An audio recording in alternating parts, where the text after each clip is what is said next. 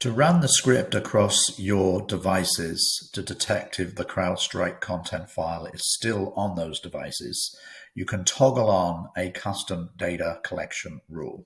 To do that, go to the dashboard and then go to Policies, Custom Data, and then you'll see the first on the list is the policy data point that you need to enable. It's called CrowdStrike C-, and you can see it right there.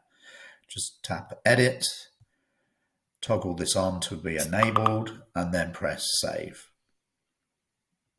Once you've saved that, the devices will start to be scanning to see if the file exists on those devices. And the results will be turned in to our reporting engine, which you can access by going to All Devices and adding that field to your report. So just go to the report here, tap Edit Columns. Then we'll search for the specific field. This is a custom field, so it will be down below. So we will add that. And there it is added. I'll just move it up further in the list so it's easier for us to see.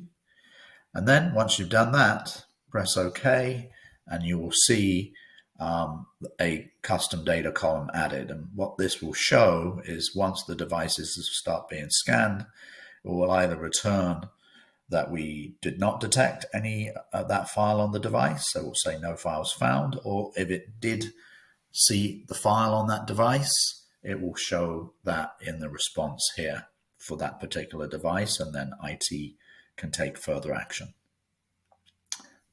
Thank you.